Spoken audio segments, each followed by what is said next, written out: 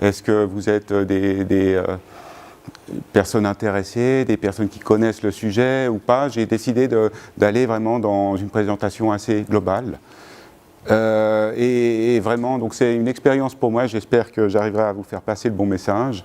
Mais le but, c'était de vous expliquer pourquoi aujourd'hui on amène un nouveau produit dans les hôpitaux, quelle a été ma démarche, et qu'est-ce qui fait que les hôpitaux sont demandeurs de ces nouveaux produits. Parce qu'aujourd'hui, tout le monde parle de e-santé. Pourquoi parler aujourd'hui de e-santé alors qu'on a très bien pu vivre sans ça jusqu'à maintenant?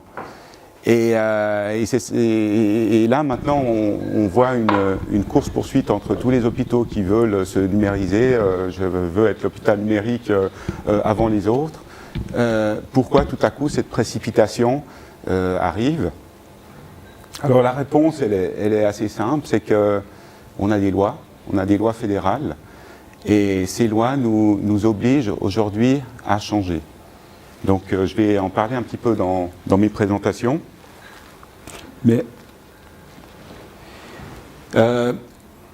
voilà qui je suis très rapidement. Donc j'ai une carrière dans l'informatique de maintenant bientôt 30 ans, et dont les 20 dernières en tant que directeur IT dans l'aviation, dans l'industrie et dans les hôpitaux. J'étais directeur de l'organisation et des systèmes d'information pour l'hôpital de la Tour, la clinique de Carouge et le centre médical de Mérin jusqu'à il y a une année. Et dans ce contexte-là, j'ai aussi repris les études pour me former en informatique médicale, tout en essayant de se dire le fait que je ne viens pas de ce milieu, ça peut être parfois aussi un avantage parce que ça nous oblige à tout remettre en question, à regarder un peu les choses d'une manière un peu naïve et à se dire pourquoi un processus qui fonctionne dans l'aviation ne pourrait pas fonctionner dans les hôpitaux. Parce que, et c'est d'ailleurs sur cette base-là qu'on m'a engagé à la Tour, parce que l'aviation, finalement, les enjeux sont les mêmes. On a des systèmes d'information qui sont critiques, c'est-à-dire que sans informatique, les avions ne décollent pas. À l'hôpital, c'est pareil. On a les robots Da Vinci, on a l'admission des patients qui se fait de manière électronique. Et donc, si on ne sait pas faire l'admission d'un patient, on ne sait plus accéder à son dossier médical et donc on va l'opérer les yeux fermés. C'est un problème, bien sûr. Et donc, les enjeux, finalement, c'est la sécurité des données, la continuité de service. Donc, aviation, hôpitaux, même combat pour moi. Voilà, donc, les hôpitaux, j'ai fait ces études, j'ai essayé un petit peu de comprendre le système. Et je dirais... Ah, pardon. Ok. Alors, avant de vous expliquer ma démarche qui m'a amené vers le produit de CareServant, je vous parle du contexte. Donc, depuis 2012, la Confédération a sorti une loi qui s'appelait Santé 2012 à la base, qui est devenue Santé 2015, 2017, 2018, je ne sais plus, et aujourd'hui 2020, parce que le but c'était d'obliger les hôpitaux à se numériser. Mais c'est une volonté fédérale. Mais par contre, le problème, c'est qu'on n'avait pas les bons outils. Les outils n'étaient pas prêts, donc les échéances ont été sans cesse repoussées. Et on a encore la complexité qui fait notre beau pays, et le fait que chaque canton est un petit peu un village de Gaulois. Donc chaque canton a son ministre de la Santé aussi. Et on a aussi du mal à imposer quelque chose en top-down, à décider que tout le monde va travailler d'une certaine manière. Et en parallèle, le monde des hôpitaux, les grands enjeux, c'est la gouvernance. C'est le fait qu'on a des chirurgiens ou des médecins qui souvent sont pas une clientèle très facile. Et pour les convaincre d'utiliser un outil, la loi, c'est pas suffisant. Il faut aussi pouvoir leur prouver que ça va les aider à eux. Donc montrer que cet outil, c'est aussi pour te faciliter la vie et pas simplement parce que la loi dit ça. Et pour ça, il faut réussir à donner une vision globale du système. Quand on est dans un hôpital, c'est plus facile puisque le patient va faire tout un circuit, va passer d'une unité à l'autre et donc l'information doit suivre. Quand on est des cabinets de médecine, c'est peut-être un peu plus compliqué, mais on arrive malgré tout à montrer aussi tout un écosystème et à travailler là-dessus. Donc la loi Santé 2020, e-Health 2020, Qu'est-ce qu'elle dit aujourd'hui? En gros, elle oblige les hôpitaux à avoir un dossier patient numérisé. Qui dit numérisé dit aussi sécurisé et accessible. Donc sécurisé, ça veut dire qu'on doit s'assurer à ce que seules les personnes légitimes aient accès à cette information, d'une part, et d'autre part, à ce que le patient puisse aussi avoir la gestion de ses données à lui. Le patient doit pouvoir dire « j'autorise tel ou tel médecin à accéder à mon dossier, mais par contre, tel médecin ou tel hôpital n'aura pas accès ». On a toujours la volonté du patient qui prime, ce qui fait la différence entre certains pays comme la Suisse ou la France par rapport à d'autres pays comme les pays généralement nordiques qui ont décidé finalement que certaines données étaient propriété de l'État. Alors si on faisait ça chez nous, ça ferait des levées de boucliers, mais là-bas ça facilite grandement les systèmes. Ça permet de faire des choses qui sont compliquées chez nous, qui sont simples là-bas, comme le fait de se dire on partage les données entre deux hôpitaux. Des cas tout simples, mais donc le but de cette loi était essentiellement de réduire les coûts de la santé. Et pour réduire les coûts de la santé, il faut aussi optimiser les services médicaux. Parce que si je veux illustrer ça par un exemple, aujourd'hui, si vous allez faire une radiographie au HUG et qu'ensuite vous allez à l'hôpital de la Tour pour aller voir le médecin peut-être du genou qui est spécialiste, on va vous faire refaire ces radiographies et les facturer à l'assurance. Uniquement parce que pour aller les chercher au HUG, il faut l'autorisation du patient. Alors bien sûr, on peut la demander, mais ça coûte du temps et des démarches, alors qu'il serait plus simple d'avoir un système qui, de manière automatique, réplique les données de gauche à droite. Et on a encore d'autres problématiques là derrière qui sont un petit peu la problématique de comment authentifier un patient, comment savoir que Jean Dupont au HUG, c'est le même Jean Dupont à l'hôpital de la Tour. Ça aussi, c'est un problème de loi. On n'a pas les lois qui nous permettent aujourd'hui d'être sûr. Alors ce qu'on fait, généralement, on n'a pas le droit d'utiliser le numéro d'AVS, et même si on pouvait l'utiliser, ce n'est pas un numéro qui est unique, et ce n'est pas un numéro que tout le monde possède. Et même en faisant une combinaison d'éléments, en disant j'utilise la date de naissance, nom, prénom, AVS, etc., on n'est pas sûr à 100% qu'un doublon pourrait ne pas arriver.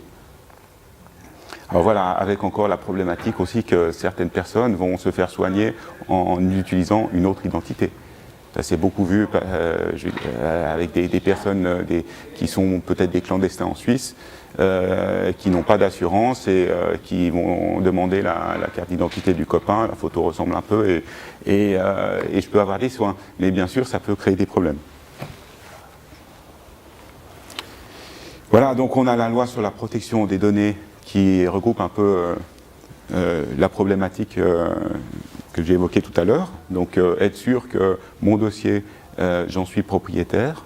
Et au sein d'un hôpital, mon dossier doit être accessible par mon médecin, par mon infirmière, mais pas par le médecin qui ne me traite pas, par exemple, ni par la secrétaire médicale, etc.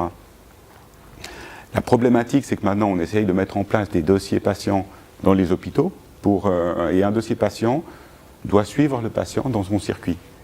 Et pour suivre le patient dans son circuit, vous arrivez peut-être aux urgences, vous allez être ensuite conduit aux soins intensifs, puis en unité de chirurgie, etc.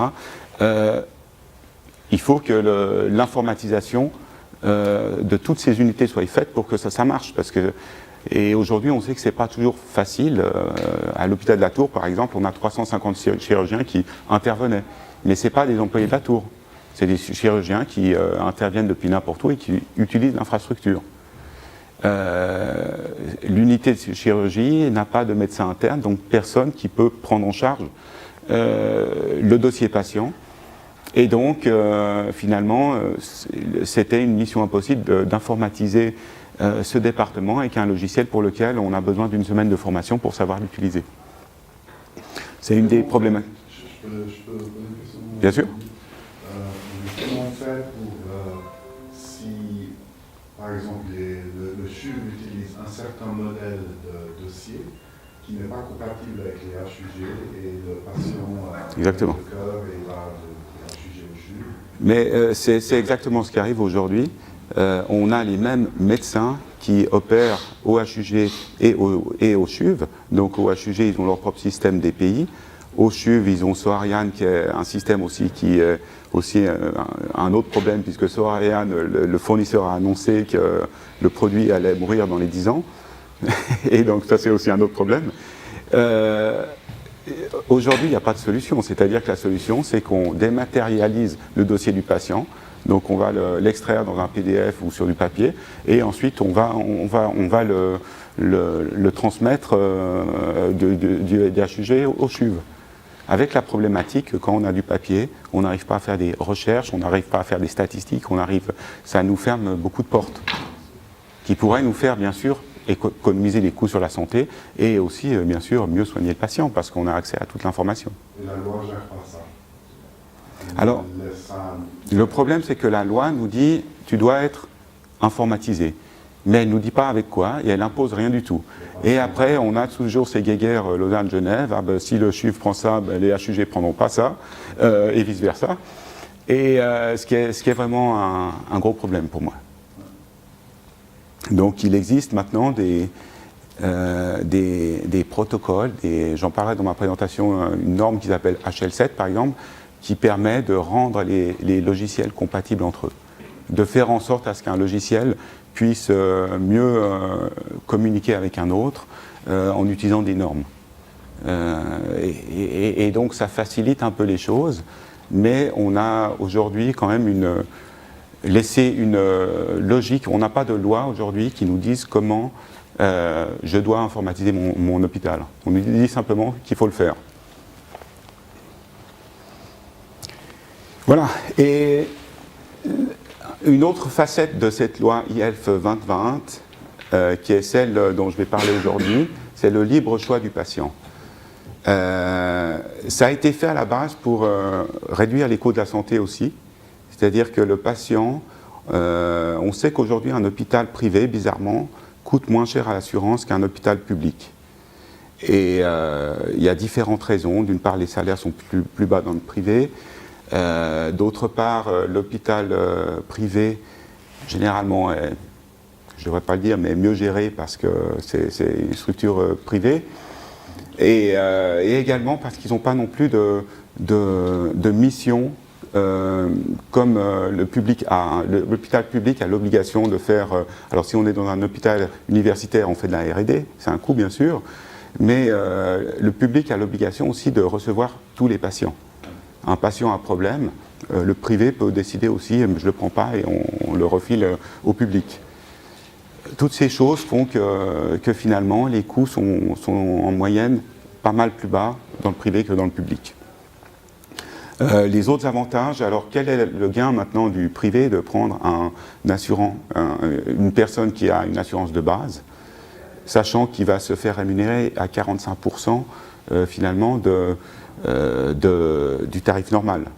Alors bon, il y a un petit complément qu'il va recevoir de l'État de par cette loi d'une part, et d'autre part, il y a le fait que ça lui permet d'une part de remplir ses hôpitaux, un peu à la EasyJet, les dernières places coûtent moins cher, mais on est content de les avoir, et également d'augmenter son niveau de spécialisation. C'est-à-dire qu'un hôpital comme la Tour, qui est spécialiste du cœur, va pouvoir justifier un plus grand nombre d'opérations du cœur et donc élever encore son niveau d'excellence. Voilà, alors le côté vicieux de cette loi, c'est que premièrement, c'est difficile à gérer de l'intérieur, parce que l'hôpital de la Tour, quand on a des chambres à 2 lits, on a de moins en moins, mais quand on a un patient à gauche qui paye plein pot et l'autre qui paye son assurance de base, il va se dire mais pourquoi je m'assurerai en privé, c'est un problème. Et le fait aussi de différencier le niveau de service, c'est difficile, ça aurait aussi un coût. Est-ce qu'on peut servir un repas payant à l'un et gratuit à l'autre, ou pas toujours évident. Et je dirais que ça c'est un petit peu la problématique, et c'est surtout maintenant ça a généré une très forte concurrence entre hôpitaux. Donc les hôpitaux maintenant se sont dit Le patient, avant, je vais dire, j'avais une prothèse de hanche à faire, je ne me posais pas la question, j'ai l'assurance de base, je vais au HUG ou au CHUV. Maintenant, si on me dit tu peux aller à Genolier, tu seras dans un palace 5 étoiles, tu vas manger du chevrier, tu vas être tout seul dans ta chambre au lieu d'être dans un dortoir 8 lits, etc. Pourquoi j'hésiterais? Parce que finalement, c'est sur ces critères, généralement, qu'on choisit son hôpital. La proximité, est-ce que je peux parquer, est-ce qu'on pourra me rendre visite facilement, plus que sur d'autres critères qui sont est-ce que le médecin sera bon, puisqu'on n'a aucun moyen de le juger. Le libre choix du patient fait que maintenant, il faut qu'on aille chercher les patients. Des questions qu'on ne se posait pas avant, au HUG ou au CHUV, on se disait les patients, ils viendront bien. Maintenant, ils commencent à partir et c'est un problème. Et en parallèle, les hôpitaux sont de plus en plus sous pression financière, pour différentes raisons, principalement avec le bras de fer qu'ils ont avec les assurances. On continue. On est tout le temps en train de limiter les prix, donc les hôpitaux essayent de trouver de l'argent ailleurs. Et ce qui fait aussi qu'on a réduit le temps en hospitalisation. C'est-à-dire qu'avant, une hospitalisation, plus ça durait 2 jours, plus on était rémunéré. Maintenant, on est payé au forfait, et donc on a tendance à vouloir garder moins longtemps le patient chez nous, mais ça nous oblige à continuer les soins ensuite à la maison. Ce sera la deuxième partie de la présentation faite par Julie après qui expliquera notamment ça. Mais donc les choses changent et il faut réussir à suivre tout ça. Donc les patients maintenant vont où ils veulent et en plus les patients ont changé de profil maintenant. Les patients sont mieux informés qu'avant, c'est-à-dire que vous arrivez chez votre médecin, vous avez déjà regardé sur Doctissimo ce que vous avez déjà trouvé la solution, vous avez déjà votre avis là-dessus, etc. Et le médecin est obligé aussi d'être aussi bien informé que vous et de vous donner un diagnostic qui rentre finalement dans une certaine direction. Voilà, et donc le libre choix du médecin maintenant fait que chaque hôpital veut être mieux. Donc si on prend l'exemple du CHUV, ils ont fait l'hôtel des patients. Si on prend l'exemple des HUG, ils ont fait leur nouveau bâtiment des lits. Donc maintenant, il n'y a plus que des chambres à 1 ou à 2 lits, au lieu des chambres à 8 lits avant. Ils augmentent aussi le niveau de services liés à l'hôtellerie, etc. Tous les hôpitaux essayent de vendre des produits complémentaires qui peuvent aussi leur permettre d'améliorer leur rentabilité. Vous avez vu, c'est à la méthode de la Poste, maintenant on peut acheter tout sauf des timbres à la Poste. Maintenant, si on va dans les hôpitaux, vous allez au Grand Jet, vous achetez des produits de beauté, vous allez, on peut tout acheter, on peut mettre en place un kiosque, vous êtes dans votre lit d'hôpital, vous allez avoir accès à un kiosque qui vous permettra d'acheter n'importe quoi et de vous le faire livrer à l'hôpital.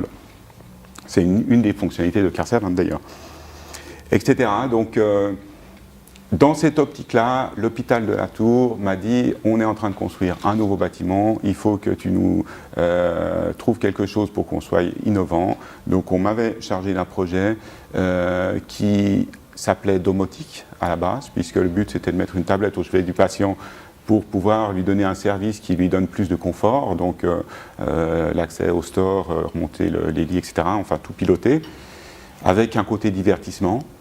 Et donc j'ai fait une large étude, j'ai été visiter pas mal d'hôpitaux, j'ai scruté un peu tous les outils du marché, et voilà. Donc le projet c'était vraiment basé sur de l'information et du divertissement, et petit à petit, je me suis rendu compte que cette solution, c'était bien, mais là où il y avait vraiment des axes de gain, c'était aussi dans l'interaction avec le personnel médical, le personnel soignant. Donc, voilà les solutions qu'on trouvait un petit peu sur le marché. C'est des solutions qui sont au chevet du patient. Ça, c'est la solution de Simon, ça, c'est la solution de Philips, et ça, c'est Lincor. Donc, c'est 3 grands concurrents, des sociétés bien implantées dans les hôpitaux qui proposent des systèmes de divertissement. Le problème maintenant, c'est que ces systèmes coûtent très cher et sont très bridés. Et aujourd'hui, maintenant, je vais à l'hôpital, on a tous notre tablette avec nous, c'est devenu presque un acquis social et ça devient de plus en plus. Et pourquoi est-ce que je vais devoir regarder des films là-dessus, d'autant plus s'il faut les payer, alors que je peux les avoir gratuitement sur mon iPad. Et pourquoi est-ce que je vais faire des jeux de cartes et des jeux de morpions là-dessus, alors que j'ai les jeux de dernier cri aussi sur ma tablette? Et ces systèmes qu'on paye quand même un saladier, il va falloir les amortir sur quelques années. Donc ça ne prenait plus. Ces systèmes, c'était un peu le constat, c'est qu'on a des systèmes qui sont vraiment... ces systèmes, pour qu'ils aient du sens, il faut qu'ils s'intègrent au système d'information de l'hôpital. Aller chercher des données du patient et les afficher. Mais pour ça, il faut qu'ils aient une certaine flexibilité. Qu'ils sachent si l'hôpital utilise un logiciel comme Nexus qu'ils ont aux hôpitaux de Fribourg, c'est un logiciel très ancien. Est-ce qu'on arrive à... S'il n'a pas été fait pour être mis dans un Explorer, est-ce que ça va tourner? Etc. Voilà. Je vais vous montrer une petite vidéo de 2 minutes qui vous fera une petite présentation du produit de CareSavant. Et ensuite, j'en parlerai. Ça vous permettra un peu d'imager le produit avant qu'on en parle. J'espère que le son fonctionne. Permettez-moi de vous démontrer comment les patients peuvent se connecter avec le portail de CareSavant de manière sécurisée via une application centralisée sur iPad ou en téléchargeant notre application sur leur propre équipement. Le patient trouve des divertissements, des informations, peut communiquer et bénéficier d'une multitude de services, et tout ça dans une seule interface. Il reçoit des informations personnelles relatives à sa situation, comme par exemple, à la maternité, une patiente pourra voir cela, tandis qu'en oncologie, le patient verra ceci. Et le tout entièrement interopérable en HL7.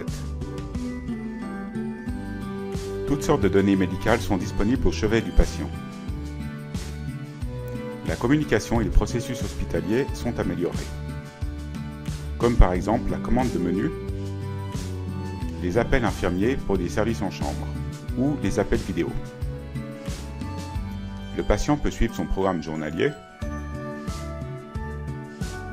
Il peut aussi contrôler son environnement depuis sa chambre, comme l'éclairage ou la température.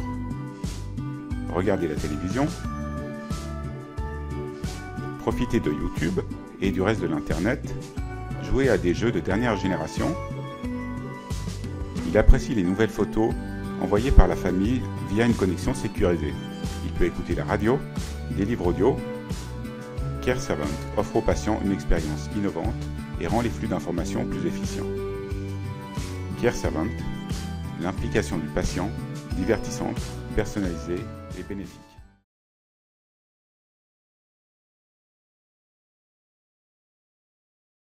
Maintenant, pour faire un petit peu la différence entre ce que vous voyez là et le produit que j'ai choisi. Donc ce produit, voilà. Voilà, les attentes du marché, d'après mon étude, c'est une étude aussi que j'ai partagée avec les grands professeurs des HUG, professeurs Lovis et Geisbühler, si vous connaissez, qui sont un peu à l'origine des systèmes d'information là-bas, et qui m'ont pas mal parrainé dans la recherche de ce projet. Donc la solution CareSavant, c'est celle que vous voyez ici, puisque CareSavant a été créé par Philips, et aujourd'hui, ils ont été rachetés par un groupe d'investisseurs, mais ils avaient cette solution-là, qui est donc ils ont le savoir, l'expérience de l'installation du monde médical, ils connaissent bien les process en entreprise, en hôpitaux, pardon. Mais par contre, pour moi, cette solution était obsolète.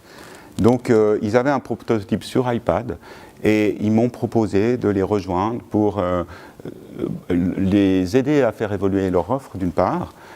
Donc le but c'était de tout ce que j'ai vu de mieux dans le cadre de mon étude, dans le cadre des concurrents, mais de réunir tout ça dans un produit, en mettant surtout un fort accent sur l'intégration dans le système d'information médicale, puisque comme vous l'avez compris en préambule, c'est vraiment les enjeux maintenant. C'est le fait de se dire ce système est bien pour le patient, mais il doit être bien aussi pour le soignant, et pour qu'on puisse le mettre dans l'hôpital, il faut aussi pouvoir prouver un retour sur investissement d'une manière ou d'une autre. Donc, qu'est-ce qui différencie cette solution par rapport à ces solutions legacy que vous avez vues? C'est principalement son côté ouverture. C'est-à-dire que, étant donné qu'il s'agit d'un iPad, premièrement, il y a une question de coût. Un iPad est fabriqué à des centaines de millions d'exemplaires, contrairement à ces terminaux qui sont peut-être à des dizaines de milliers d'exemplaires. Donc, si ça coûte moins cher, on peut le renouveler aussi plus souvent. Mais c'est aussi un système qui est beaucoup plus évolutif, parce que plutôt que d'aller créer une application pour faire la commande des menus, on va aller en trouver une sur l'Apple Store, par exemple, et ça permettra à l'hôpital d'avoir des applications spécialisées, et donc forcément meilleures. Et ce portail fait de l'intégration, donc va mettre cette application accessible et va la faire communiquer avec le reste du système de l'hôpital. Donc ça, c'est son côté économique, ouverte, intégrée. Un iPad permet plus facilement aussi d'afficher dans un Explorer certaines informations. Et ça permet également d'offrir le mode qu'on appelle le Bring Your Own Device. C'est-à-dire que vous arrivez à l'hôpital avec votre tablette, que ce soit un iPad, un Windows ou un Android, et vous allez pouvoir télécharger l'application de l'hôpital et ensuite utiliser certaines fonctionnalités. Vous aurez accès peut-être à certains packages en disant que vous voulez le package premium, vous aurez accès à plus de fonctionnalités et c'est un coût. Et il y aura également possibilité de louer une tablette parce que vous n'en avez pas, ou alors d'équiper les chambres VIP. Voilà, donc ce que j'explique, c'est qu'on est passé du mode traditionnel qui était vraiment un gros PC ou une télé murale qu'on utilisait avec une télécommande, comme vous avez souvent dans les hôtels, ce qui est bien pour recevoir de l'information, mais ce qui n'est pas bien pour en saisir, à une interface complètement modulable avec un iPad. Voilà, alors aujourd'hui qui je suis, donc je suis le représentant de CarServant pour toute la partie francophonie et pour toutes les zones linguistiques de la Suisse. Donc j'ai pu négocier une exclusivité de leurs produits pour toutes ces zones territoriales, ce qui m'a permis pendant une année d'aller démarcher les hôpitaux, les groupes hospitaliers et de leur proposer ce produit. Ce qui m'a beaucoup enrichi, ce qui m'a permis, chaque fois que je proposais ce produit, de comprendre aujourd'hui ce qu'ils aimaient et ce qu'ils n'aimaient pas dans le produit, pour pouvoir continuer à faire évoluer le produit. Voilà.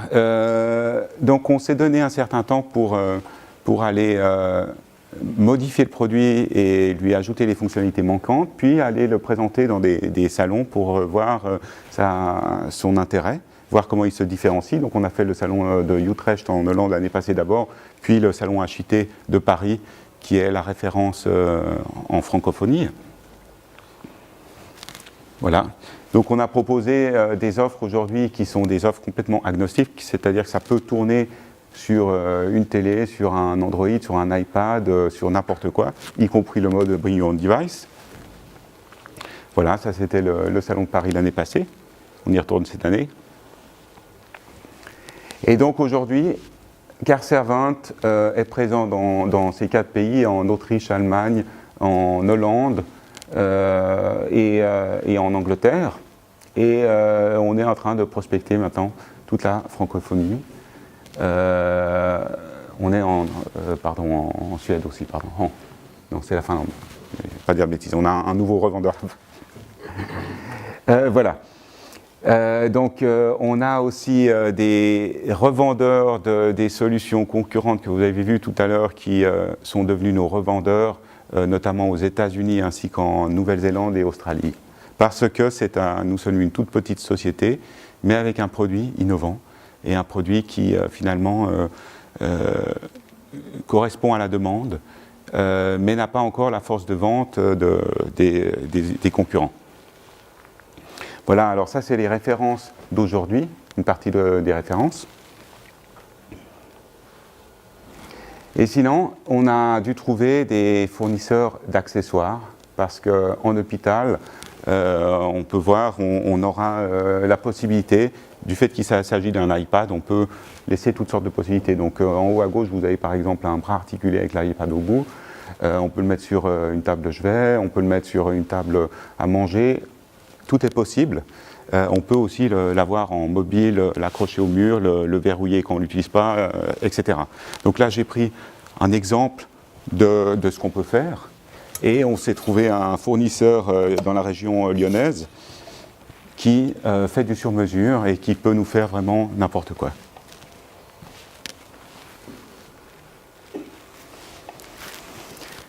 J'ai essayé de faire un 360 du produit. Donc tous ces documents que je vous montre, vous les avez, si jamais ici, vous pourrez les prendre. Ce document explique en gros que CarServant travaille sur tous les axes de gain demandés par un hôpital. C'est-à-dire qu'aujourd'hui, la problématique d'un hôpital, c'est principalement le patient. Le patient qui arrive, il a besoin d'être informé, il a besoin qu'on s'occupe de lui, il a besoin de comprendre sa maladie, il a besoin aussi d'être suivi quand il rentre à la maison, etc. L'infirmière, le problème des infirmières, c'est quoi? C'est le burn-out. C'est qu'elles sont toujours sollicitées, qu'elles ne sont pas assez, elles n'ont pas assez de temps, et elles aimeraient faire beaucoup de choses, et dans la vraie vie, ce n'est pas possible. Donc, comment faire pour soulager une infirmière? Il y a des tas de moyens pour lui faire gagner du temps, parce qu'une infirmière, qu'est-ce qu'elle fait aujourd'hui? Elle passe son temps à porter les verres d'eau, par exemple. Et comment ça se passe à porter un verre d'eau? C'est que je suis dans mon lit, j'appuie sur ma poire, l'infirmière arrive d'urgence, qu'est-ce qui se passe? Vous voulez un verre d'eau? Et je reviens une deuxième fois avec le verre d'eau. Résultat, je suis venu 2 fois, j'ai pas géré mes priorités, et en plus, après, pourquoi déranger une infirmière qualifiée pour apporter un verre d'eau alors qu'une aide-soignante ou ou même quelqu'un de non qualifié pourrait tout à fait le faire? Et tout ça, c'est un problème. Et ensuite, il y a aussi ce message d'incompréhension, c'est-à-dire qu'on ne va pas tracer ça quand les infirmières vont se plaindre, j'ai trop de travail, etc. On ne va pas les écouter parce qu'on n'arrivera pas à retracer combien réellement de verre d'eau elle a apporté. Les autres problèmes, c'est la rentabilité financière de l'hôpital, qui aujourd'hui bloque tous les projets si on n'arrive pas à prouver que ça apporte de l'argent. Et le fait de pouvoir impliquer aussi d'avoir un meilleur contact avec le soignant. Donc le médecin va pouvoir par exemple donner des rendez-vous directement depuis son bureau à son patient, et le patient verra sur son terminal qu'il a un rendez-vous, qu'il aura une visite de son médecin à 4 heures par exemple. Voilà. Alors, mon feedback sur le terrain, c'était principalement que ce CarServant c'est bien, mais CarServant je l'ai quand je suis à l'hôpital, et qu'est-ce qui se passe avant et qu'est-ce qui se passe après? Parce que le circuit du patient, il commence depuis la prise de rendez-vous, et ensuite on commence à avoir des contacts avec son médecin généraliste, ensuite on prend contact avec l'hôpital nous communique déjà avec nous, va nous dire vous devrez venir à jeun, vous aurez une lotion à prendre les 3 jours d'avant, il y a pas mal de choses. On a aussi des coûts pour les hôpitaux, le fait que souvent le patient, le jour de son opération, ne vient pas. Pourquoi? Il a oublié, il a eu peur, on ne sait pas. Donc on va lui demander, on va en communiquer avec lui, on va le rassurer en lui envoyant des explications sur sa maladie, quelles seront les étapes, qu'est-ce qu'il va devoir, et on vit toujours mieux sa maladie si on connaît un petit peu les étapes par lesquelles on va passer et toutes les explications. Et donc le patient va pouvoir nous confirmer qu'il sera bien là le lendemain et qu'il sera à jeun, parce que s'il n'arrive pas à jeun, on le fait rentrer à la maison, et ça, bien sûr, ça a aussi un coût pour l'hôpital et donc pour l'assurance.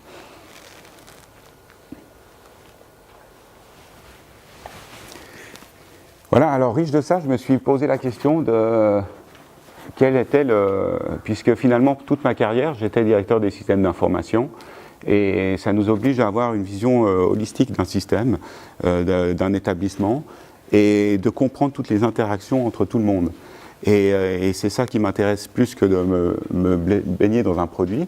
Donc j'ai voulu aussi trouver des produits qui complétaient CarServant et qui faisaient peut-être l'entrée en hôpital, qui faisaient ensuite le suivi post-opératoire, parce que finalement, il y a le avant, il y a le pendant, il y a le après, et quand tout est terminé, on veut aussi garder une historique de tout ça. Donc on veut pouvoir stocker tous les épisodes médicaux. Et donc là, on peut faire un lien avec... il existe un système qui s'appelle mondossiermédical.ch pour ceux qui connaissent. C'est un dossier du patient. Aujourd'hui, en Suisse, il y en a 2. Il y en avait 3. Il y en a un qui n'existe plus, ou bientôt plus. On a celui de Genève qui est soutenu par la Poste et celui de Bâle, je crois, qui est soutenu par Swisscom. Ils sont en forte concurrence. Il s'appelle Evita. La Poste a des fortes ambitions pour la partie suisse romande et est en train maintenant de déployer ce logiciel aussi dans les autres cantons romans, y compris le canton de Vaud. Ça ne s'appellera pas mon dossier médical, ça s'appellera Vivates, apparemment, ça c'est un secret que je ne devrais pas vous dire, mais ça sera le même produit. C'est assez bizarre, mais on n'a pas voulu avoir un même produit finalement dans différents cantons suisses parce qu'on aurait eu une fronde des médecins qui est toujours un problème. Et il y a aussi quelques variantes parce qu'il y a des différences, on ne sait pas, mais entre canton de Vaud et canton de Genève, les médecins ne pratiquent pas toujours de la même manière. C'est-à-dire qu'à Genève, on donne un médicament, on a un champ commentaire, on va expliquer pourquoi on a donné ce médicament. Est-ce que c'est pour l'hypertension ou est-ce que, puisqu'un même médicament peut soigner plusieurs choses.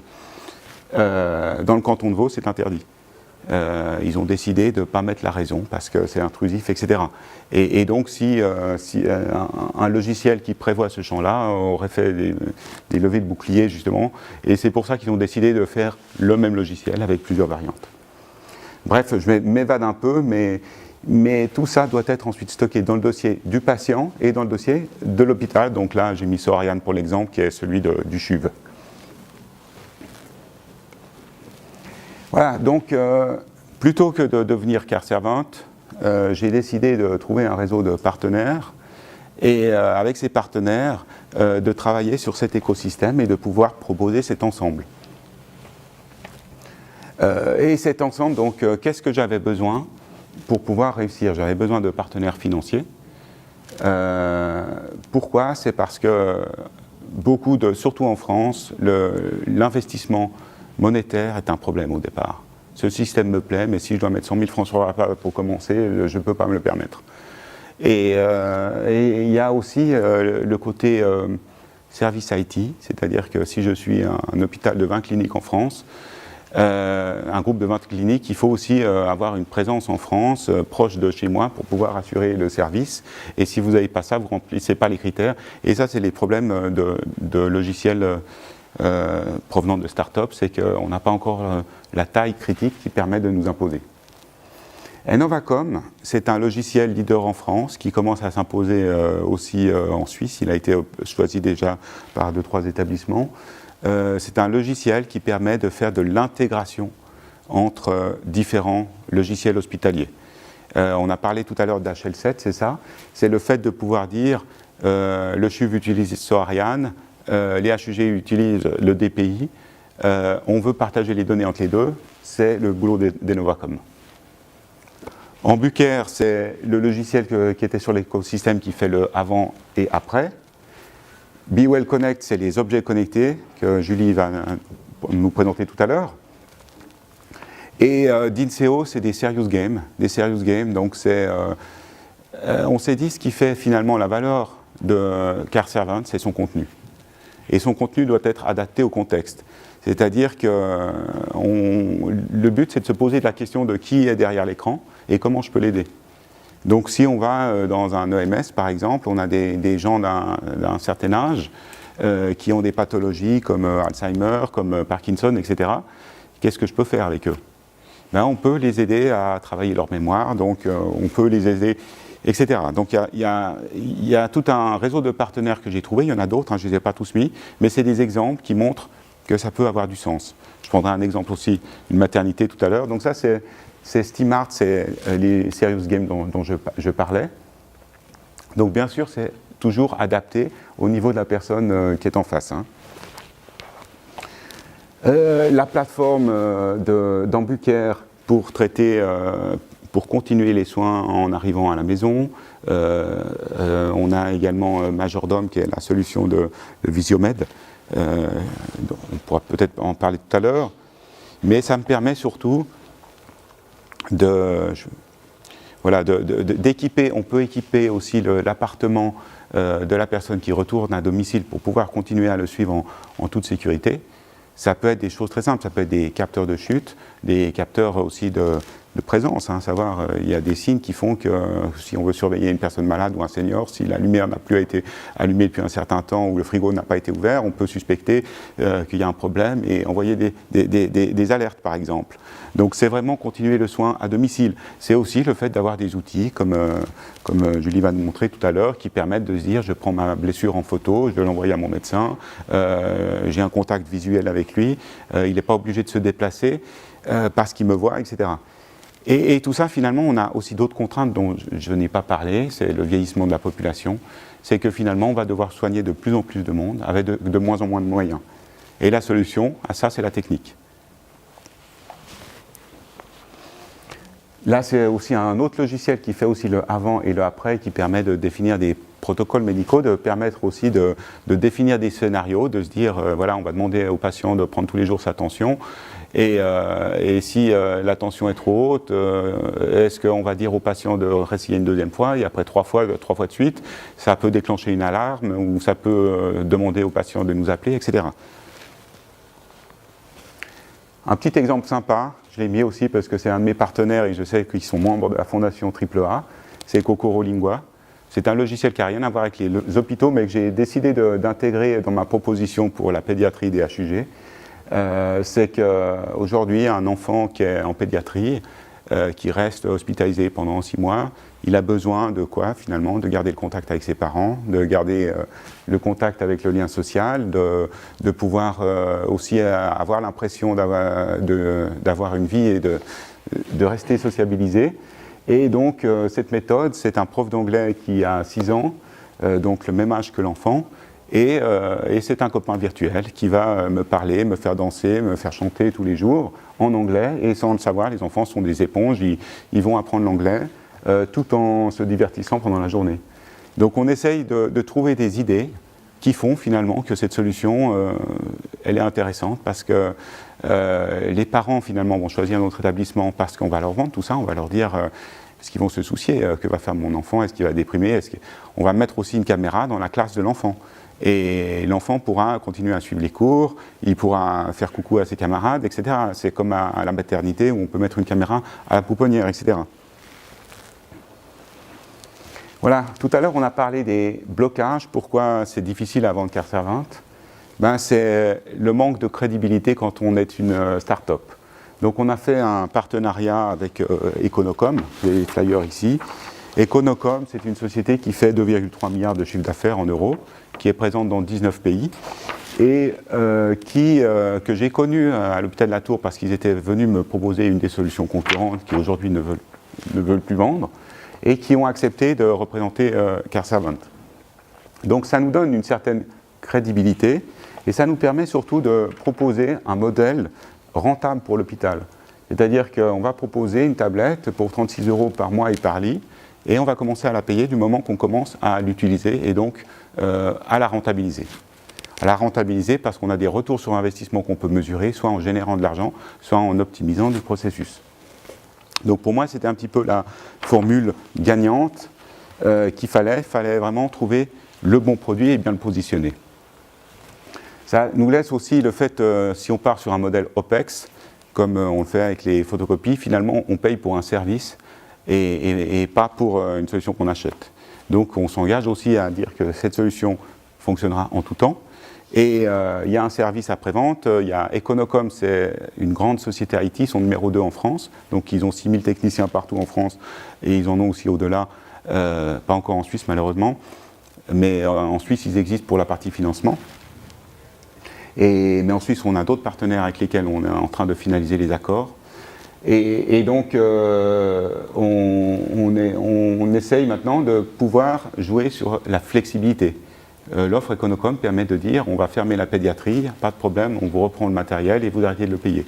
C'est ce qui était expliqué dans l'offre ici, l'agilité de l'offre qui disait pour 1 € de plus, pardon je ne l'ai pas mis là-dessus. Voilà, pour 1 € de plus, on arrive à ne pas payer, à ne pas être propriétaire du matériel et à pouvoir le changer tout simplement parce qu'il y a des nouveaux iPads, on veut avoir les nouveaux, pas de problème, on reprend les anciens, ils sont en location, c'est comme une voiture. Voilà, je vous ai parlé de tout un écosystème, ce qui m'a finalement fait transiter, je me suis rendu compte qu'une personne seule, en Suisse a de la difficulté à vendre un logiciel, même s'il est bon. Et finalement, ce logiciel, il a besoin, pour être lancé, de certaines choses que je peux lui apporter. Donc c'est ce que je vous ai montré, c'est plutôt une vision. On ne va pas acheter un logiciel parce que c'est un logiciel, mais on va l'acheter parce qu'il rentre dans un écosystème. Parce qu'on s'est fait une stratégie, on s'est fait une vision, et dans cette vision, chaque logiciel est une pièce du puzzle. Et donc, mon métier aujourd'hui, j'ai rejoint un réseau d'entrepreneurs qui s'appelle InnoFuel, et je suis responsable de la partie liée aux hôpitaux et à la santé. Et donc, au sein d'InnoFuel, on essaye maintenant d'aider des startups à démarrer. Donc, on recherche des produits pas encore matures et qui se lancent et qui se cherchent. Donc, mon travail aujourd'hui, c'est de les aider à se positionner. C'est le fait de faire des partenariats avec le avant, le après, le contenu, etc. D'essayer d'avoir une vision qui peut me permettre de bien conseiller l'hôpital qui est derrière. Et ensuite, pour démarrer, l'entreprise a besoin de financement. Donc InnoFuel, à la base, a été créé pour faire du crowdfunding. Donc ils sont là pour aider les hôpitaux à trouver des solutions financières et ensuite à les aider à trouver aussi des réseaux de partenaires. Donc je vous ai montré l'exemple d'Econocom puisque c'est le premier qui a été finalisé. Mais aujourd'hui, on travaille avec tous les gros de la santé que j'aurais cité comme Swisscom en Suisse, avec Orange Healthcare en France et en Belgique, avec on a Innovacom, on a tous ces grands acteurs, Apple Healthcare aussi, qui sont finalement des leaders chez qui on s'adresse quand on a besoin de quelque chose et qui sont à la recherche de produits, de solutions innovantes. Donc voilà, le but c'est d'essayer de comprendre bien le circuit du patient, de savoir aujourd'hui quels sont les acteurs. Je ne l'ai pas mis dans mon schéma, mais ça peut inclure aussi les pharmacies, ça peut inclure les soins à domicile, ça peut inclure tout le suivi médical à la maison, la télémédecine, etc. Voilà l'équipe d'InnoFuel. Voilà donc... on va passer à la seconde partie. Oui, pardon. Non, je vous en prie, pas fini. D'accord. Alors, maintenant, je vous ferai une présentation du produit tout à l'heure. Peut-être après la présentation de Julie. Pardon, tu peux. Julie représente des objets connectés, une société qui fabrique des objets connectés. Et ces objets connectés, on a décidé de les intégrer dans CareServant parce que finalement, c'était une continuité logique. Okay. Moi, je vais vous présenter une société qui s'appelle Visiomed et qui a créé une marque de santé connectée il y a maintenant 3 ans qui s'appelle BeWell Connect. Société française basée à Paris. Alors, avant ça, je vais faire quelques slides sur la santé connectée en général. Donc là, c'est juste pour avoir un petit aperçu en fait, des investissements qui ont été réalisés dans les années précédentes et les investissements qui vont être réalisés dans les années futures dans le domaine des objets connectés et notamment donc, de la santé. Donc on voit bien que en 2013, il y avait 40% des investissements dans les objets connectés qui étaient donc dédiés à les objets connectés dans le domaine de la santé. Et donc là, on voit qu'en 2020, ça augmentera jusqu'à 60%. Donc là, c'est un aperçu juste de la situation, parce que nous, notre objectif, entre autres, c'est de permettre un meilleur suivi des patients qui souffrent de maladies chroniques. Donc là, c'est juste un état des lieux général sur les maladies chroniques dans le monde. Et donc là voilà, c'est les 4 objectifs principaux de la santé connectée.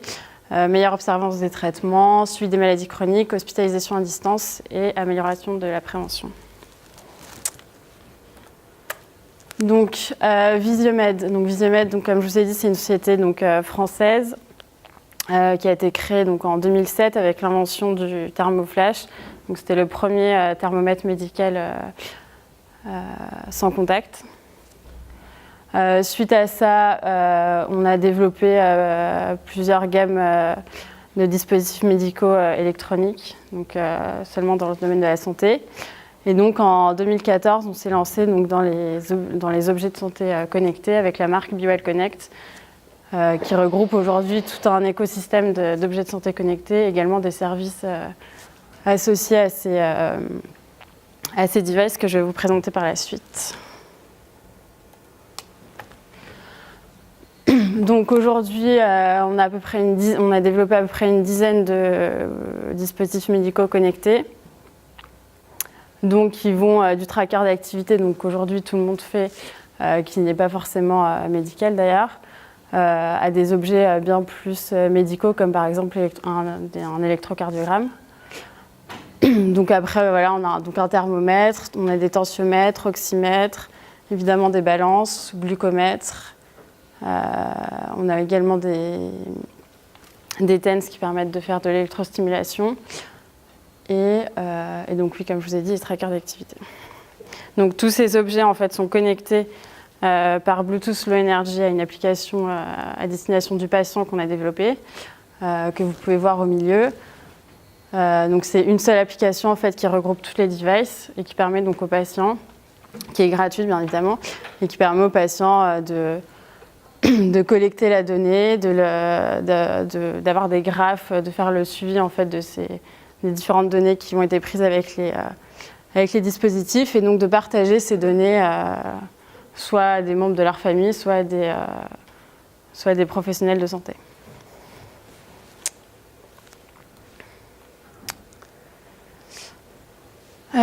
Donc nous, contrairement à CareServant, nous, ce n'est pas une solution qui est intégrée à l'intérieur de l'hôpital, mais c'est une solution à distance. Donc c'est post-hospitalisation. Et donc c'est pour permettre en fait au patient, une fois qu'il est sorti de l'hôpital, de pouvoir continuer à se monitorer à distance sans avoir à rester hospitalisé. Donc toujours avec les mêmes devices que je vous ai présentés, on a fait en fait cette box qu'on a appelée My Health Box, où à l'intérieur en fait vous pouvez mettre les dispositifs médicaux dont le patient aura besoin pour se suivre, donc en fonction de soit s'il a une maladie chronique, soit s'il a subi une opération quelconque. Donc en fonction du profil du patient, c'est assez flexible, on peut mettre les dispositifs médicaux qu'on veut donc, dans cette box. Et donc après, l'idée, c'est d'avoir un gateway qui permet en fait de collecter la donnée et de la transférer ensuite à l'hôpital. Donc, comme gateway, aujourd'hui, on a plusieurs solutions, on a plusieurs partenariats. Initialement, on avait développé avec Orange Healthcare en France un POPS que vous pouvez voir au milieu, qui est là d'ailleurs. Voilà, c'est ce qu'on appelle un POPS, oui, et donc qui permet en fait très facilement de pouvoir collecter la donnée. Donc, le patient prend sa température, par exemple. Ici, il voit la température affichée qui se transfère en fait automatiquement à l'hôpital. Bien évidemment, il faut au préalable avoir connecté ce gateway au dossier patient de l'hôpital. Donc, par exemple, cette solution, l'idée, c'était de permettre aux patients qui ne sont pas forcément à l'aise avec tout, avec la technologie, Internet, etc., de pouvoir faire ça très facilement et sans avoir besoin forcément d'avoir accès à Internet, puisqu'on peut le faire par SMS. Enfin, l'envoi de la donnée peut se faire par SMS.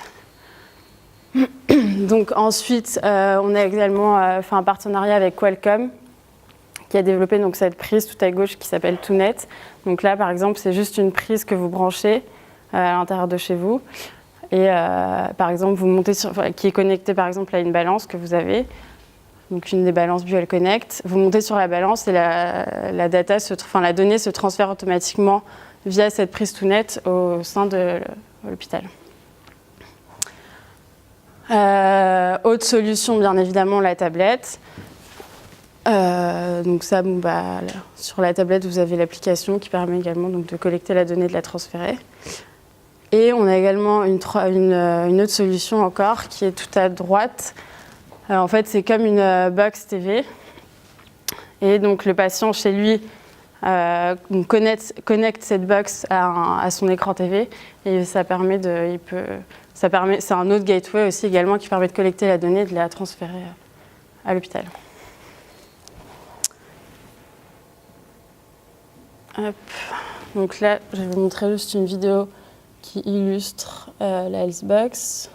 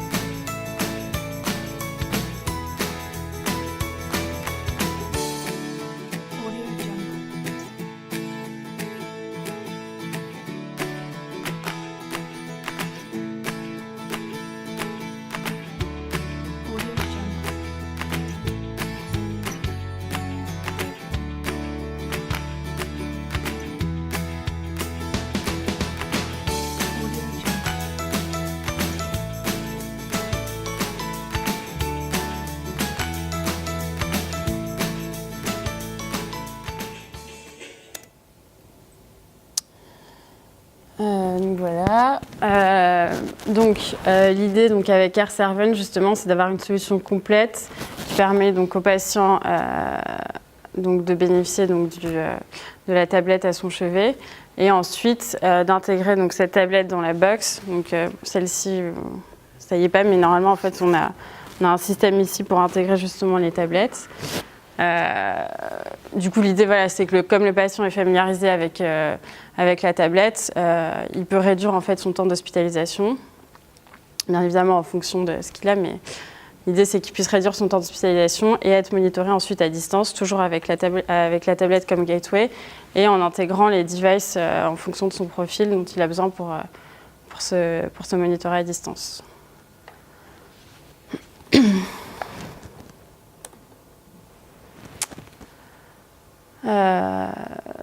Donc là c'était juste pour illustrer les deux solutions différentes mais qui se complètent.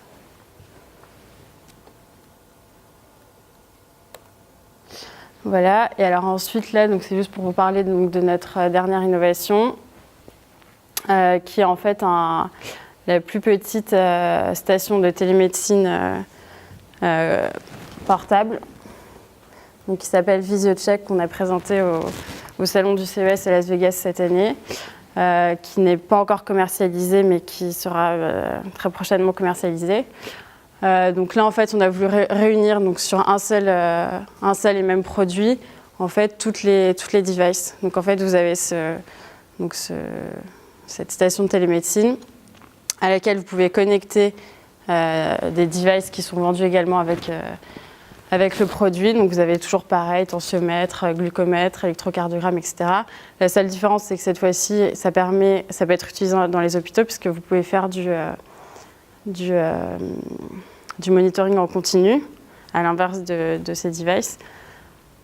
Et voilà, et donc après à l'intérieur, vous avez à la fois une application dédiée aux patients, mais aussi également un dossier médical à destination des professionnels de santé.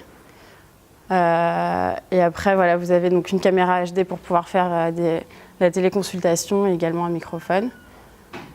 Et donc l'idée, voilà, c'est que ce soit quelque chose de moins cher que ce qui existe déjà sur le marché, mobile, et que le patient puisse soit avoir à peu près pareil sous cette forme, avec un medical cart à son chevet, ou que l'aide-soignant puisse se balader avec et prendre les mesures des différents patients dans les hôpitaux, ou alors que le patient puisse ensuite l'amener chez lui. Voilà.